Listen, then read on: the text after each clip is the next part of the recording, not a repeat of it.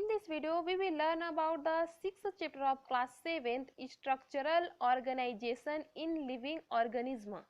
In this video, we will learn about the lower order organization and higher levels of organization. So, without wasting our time, let's begin. Each organ, through being part of a particular organ system, perform its own separate function. For example, nose, trachea and lungs are organs of the respiratory system. The nose helps in inhalation and exhalation. Tract carries air to the lung and lung help in the exchange of oxygen and carbon dioxide. प्रत्येक अंग हालांकि एक विशेष अंग प्रणाली का हिस्सा होने के नाते अपना अलग कार्य करता है.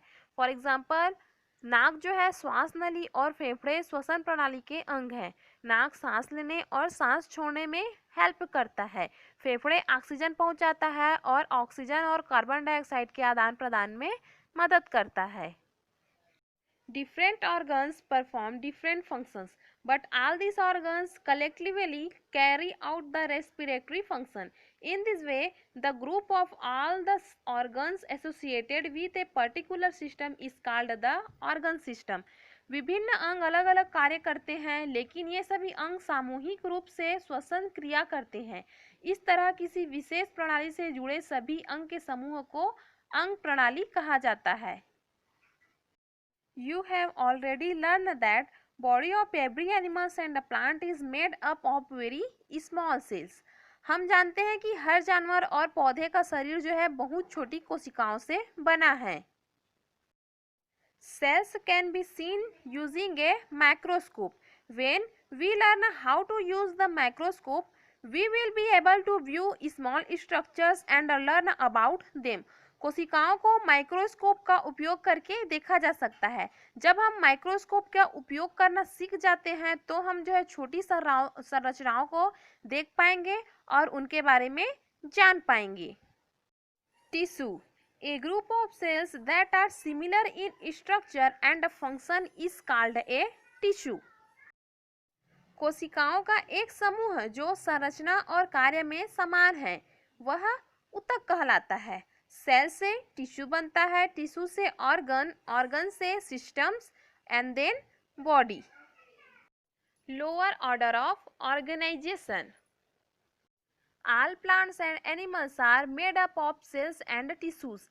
It is not necessary that small organisms have smaller cells and large organisms have large cells. Usually, cells of large animals are structurally similar to those of small animals, but the number of cells is larger. सभी पौधे और जानवर कोशिकाओं और ऊतकों से बने होते हैं. यह आवश्यक नहीं है कि छोटे जीवों में छोटी कोशिकाएं हों और बड़े जीवों में बड़ी कोशिकाएं हों.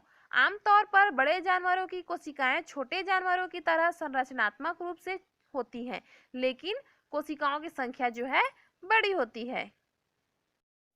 Some plants and animals are made up of just one cell. They are called a unicellular organism. Amoeba, paramecium, yeast and bacteria are such organisms. In these organisms, the single cell carries out the process of nutrition, respiration, locomotion and reproduction. कुछ पौधे और जानवर सिर्फ एक कोशिका से बने होते हैं. उन्हें एक कोशिकीय जीव कहा जाता है. अमीबा, पैरामीशियम, यीस्ट, खमीर और जीवाणु आदि ऐसे जीव हैं. इन जीवों में एकल कोशिका पोषण, श्वसन, उत्सर्जन आदि प्रजनन की प्रक्रियाओं को पूरा करती है. Most organisms have bodies made up of many cells. They are called a multicellular organism. In these organisms, different organs perform different functions. For example, the cell of lungs perform respiratory function and the cell of the digestive system digest food. Cells performing similar functions in the same organs have similar size and shape.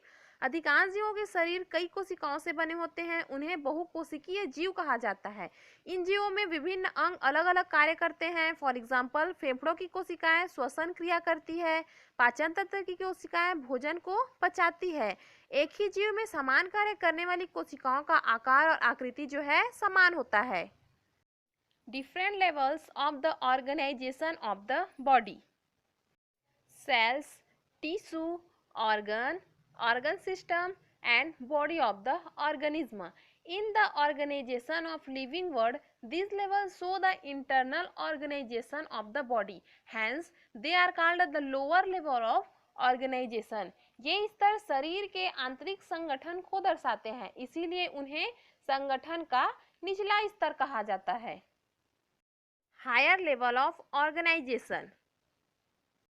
Several plants and animals live together. We call them biotic community.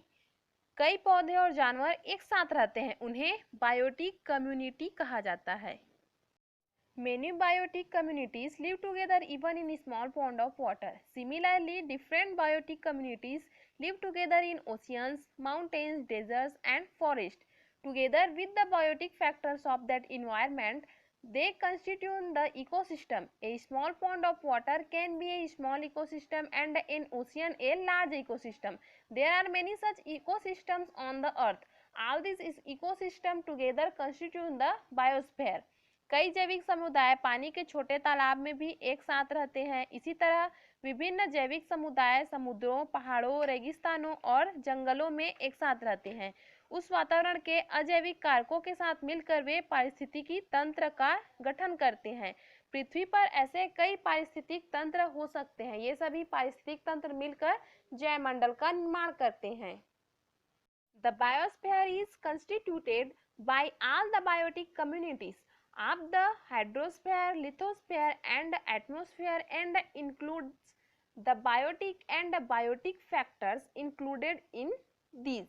Biosphere का निर्माण जलमंडल, स्थलमंडल और वायुमंडल के सभी जैविक समुदायों द्वारा किया जाता है और इसमें बायोटिक और अजैविक कारक जो है शामिल हैं.